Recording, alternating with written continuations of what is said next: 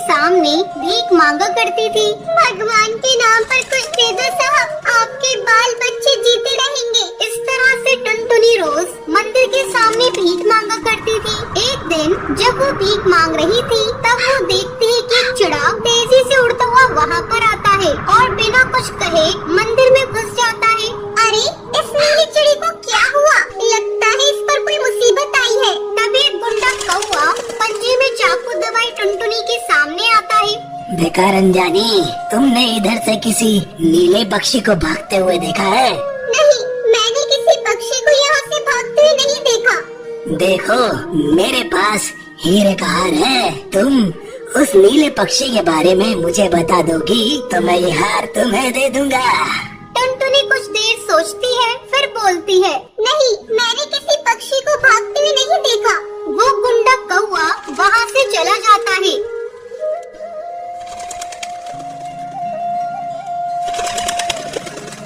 तब वो नीला पक्षी टुनटुनी के पास आकर उसकी जान बचाने के लिए उसे धन्यवाद करता है। बहन, तुम्हारा बहुत बहुत धन्यवाद। मेरा एक दुश्मन है, उसने मुझे मरवाने के लिए गुंडा भेजा था, लेकिन तुमने लालच न कर मेरी जान बचा ली। मैं अपनी पत्नी और अपने बच्चों को एक घने जंगल में छुपा कर आया हूँ। अब मैं पुलिस के पास जा रहा हूँ, तब तक तुम ये पता लेकर मेरी पत्नी और बच्चों के पास चली जाओ, और जब तक मैं वहाँ पर आता हूँ तब तक तुम उनकी देखभाल करना। ऐसा कहकर वो चिड़ा वहाँ से चला जाता है। तब टुनटुनी उस नीले पक्षी की बताई हुई जगह पर पहुँच जाती है।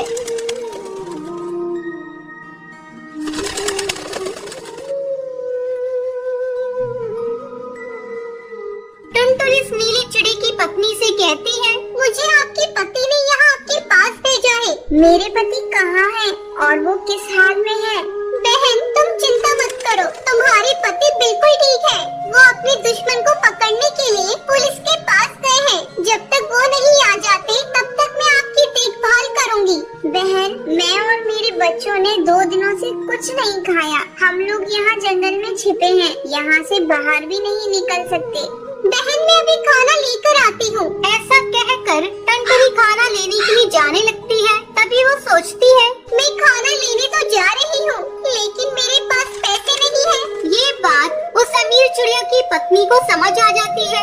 बहन, ये लो पैसे, मेरे पास बहुत पैसा है, तुम इससे खाना लेकर आओ।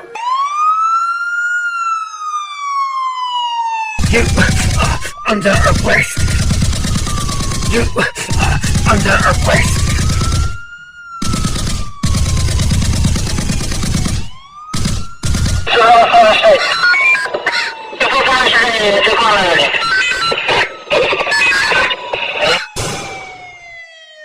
थोड़ी देर बाद टुनटुनी सभी के लिए खाना लेकर आती है।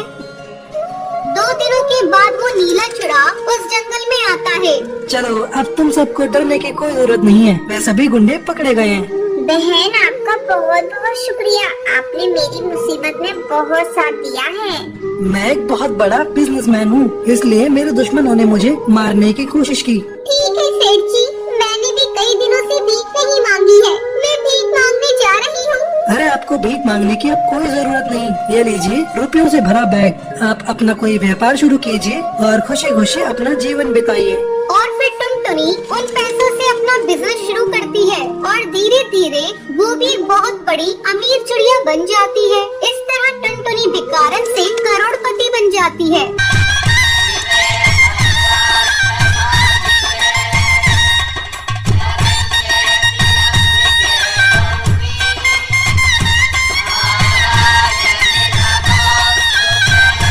चंदनवन के जंगल में चिंकी नाम की चिड़िया अपने माँ बाप के साथ रहती थी। चिंकी का रंग काला था। उसके माँ बाप उसे ताने दिया करते थे, माँ ये लो पानी, आज गर्मी ज्यादा है, तुम बाजार से आई हो ना तो प्यास लग गई होगी, ला दे, जा जाकर घर के काम देख। ठीक है माँ, मैं अभी जाती हूँ। अरे भगवान, इसके चेहरे पर लगाने के लिए क्रीम लाई भी हो या नहीं? क्रीम? कैसी क्रीम? गोरा बनाने वाली क्रीम। इसका रंग काला है और मुझे यही चिंता सता रही है। ये अभी तो बच्ची है और बड़े होने पर कौन इससे शादी करेगा। हाँ जी, मुझे भी यही चिंता सताई जा रही है। इसका रंग इतना काला है कि इसके लिए कोई क्रीम बनी ही नहीं है। मेरी सहेली जब जब इसको देखती है तब तब मेरा मजाक उड़ाती है, इसलिए कहीं भी इसे लेकर साथ नहीं जाती। ये सब सुनकर चिंकी चिड़िया रोने लगती है।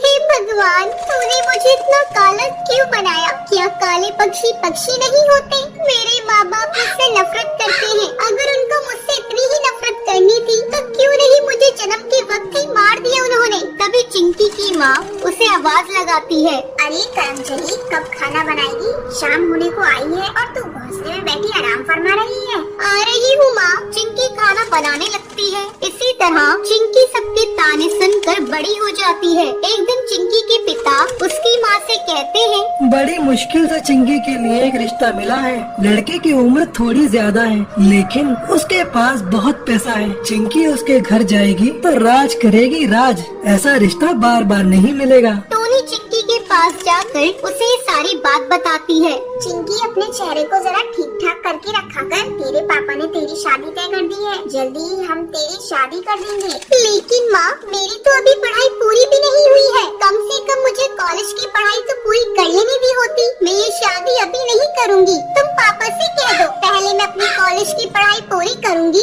फिर उसके बाद शादी करूँगी। ये तू क्या कह रही है चिंकी? तुझे पता है ना, तेरे पापा की बात पत्थर की लकीर होती है। और मुझे भी ये रिश्ता मंजूर है। तुझे पता भी है लड़का कितना अमीर है। तू रानी बनकर रहेगी। माँ, मुझे पैसे का क्या करना? मुझे पढ़ लिख कर IAS ऑफिसर बनना है। माँ, तुम किसी तरह पापा को समझाओ ना। चिंकी की माँ उसकी एक नहीं सुनती। अगले दिन लड़के वाले चिंकी के घर आते हैं। लड़के की माँ कहती है, बहन जी, अपनी लड़की को बुलाइए। अभी बुलाती हूँ बहन जी। चिंकी, ओ चिंकी, जल्दी से चाय लेकर आ। चिंकी चाय लेकर वहाँ आती है। ये देखिए बहन जी, आ गई हमारी बेटी चिंकी। ये क्या बहन जी, आपकी बेटी तो बहुत काली है। मुझे इस काली लड़की से अपने बेटे की शादी नहीं करनी। माँ, मुझे काली और गोरी चिड़िया से फर्क नहीं पड़ता। मुझे बस पढ़ी लिखी चिड़िया चाहिए। मुझे चिंकी पसंद है। ठीक है बेटा, जब तुझे शादी मंजूर है तो। और जल्दी शादी की तारीख तय हो जाती है। और एक दिन चिंकी के घर बारात आती है। फिर धूमधाम से चिंकी की शादी उस कबूतर से हो जाती है।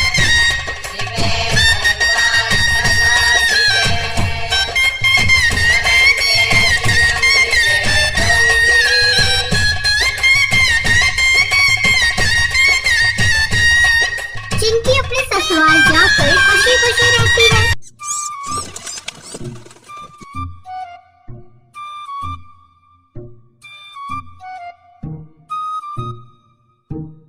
एक जंगल में टुनटुनी अपनी माँ टोनी और अपने पिता टुन्नू के साथ रहा करती थी। टुनटुनी बहुत ही पढ़ी लिखी थी और समझदार भी। जैसे जैसे टुनटुनी बड़ी हो रही थी, उसके माता पिता उसकी शादी की चिंता करने लगे थे। एक बार टोनी टुन्नू के साथ बैठकर बात कर रही होती है। सुनो जी, बेटी की शादी की चिंता है भी या नहीं? झाड़ जैसी लंबी हो गई है, उसकी शादी भी तो करनी है। कुछ इसके बारे में सोचा भी है या नहीं? अरे ये भी कोई सोचने की बात है। मेरी बेटी सुंदर है, सुशील है और साथ में पढ़ी लिखी हुई है। उसके लिए तो हजारों पक्षियों के रिश्ते आएंगे। तभी वहाँ टुनटुनी आ जाती है और बोलती है, सही कहा पापा आपने। अभी तो मैं छोटी हूँ और इतनी भी जल्दी क्या है मुझे घर से भेजने की। और वैसे भी मुझे आजकल के फुकरे चिड़े पसंद नहीं है। तो पापा रहने दो और आप माँ को थोड़ा समझा दो। तुम दोनों बाप बेटी से तो बोलना ही बेकार है। उड़ा लो मजाक, जा रही हूँ मैं। टोनी गुस्से से वहाँ से चली जाती है। ऐसे ही कुछ दिन गुजर जाते हैं। एक दिन टुन्नू टोनी के पास जाता है और उससे बोलता है, अरे ओ भगवान, आज मैं तुम्हारे लिए ऐसी खबर लेकर आया हूँ जिसे सुनते ही तुम उछल पड़ोगी खुशी से। क्या जी, ऐसे पहेली क्यों बुझा रहे हो? जो भी बोलना है साफ साफ बोलिए। अरे भाग्यवान, क्यों इतना गुस्सा कर रही हो? ये देखो, चिड़ा की तस्वीर है हमारी बेटी टुनटुनी के लिए। और हाँ, मुझे तो ये चिड़ा बहुत पसंद है, तुम भी देख लो। अरे हाँ जी, ये ये चिड़ा तो बहुत सुंदर है। हमारी टुनटुनी के लिए ये चिड़ा बहुत अच्छा रहेगा। कौन है ये चिड़ा? भाग्यवान, ये मेरे दोस्त का बेटा है। बहुत बड़ा सिविल इंजीनियर है। नदी पार जंगल में सारे परिंदों के घोंसले इसी ने बनाए हैं। मैं चाह रहा हूँ कि इसी से टुनटुनी की शादी कर दूं। तुम्हें तो पसंद आया ना?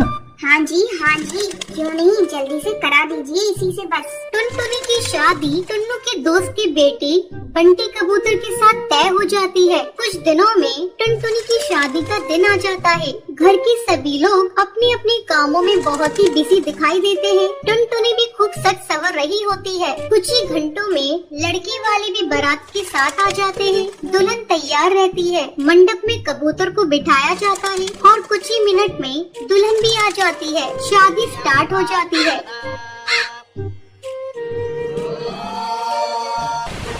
तभी शादी के बीच में ही बहुत जोर का तूफान और बारिश आ जाती है। सभी इधर उधर लग जाते हैं और कुछ ही मिनटों में पूरा जंगल पानी से भर जाता है। सभी पक्षी इधर उधर उड़कर अपनी जान बचा रहे होते हैं।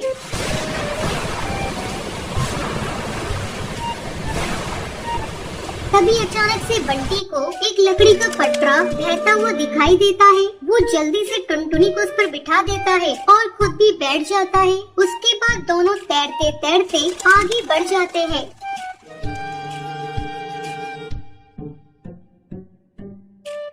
लकड़ी के पटरे पर बहुत दूर आगे जाने पर उन्हें एक नाव नजर आती है। वो दोनों उसके पास जाते हैं और बंटी उस नाव की सहायता से सभी की हेल्प करता है और सभी पक्षियों को भी बचा लेता है और साथ में अपने अपने माता पिता और सास ससुर की भी जान बचाता है। बंटी कबूतर की बहादुरी देखकर टुनटुनी बहुत खुश होती है और मन ही मन उससे प्यार करने लग जाती है। कुछ दिनों बाद पानी सूख जाता है। जंगल में फिर से बाढ़ आ जाती है और उन दोनों की शादी बहुत ही धूमधाम से हो जाती है।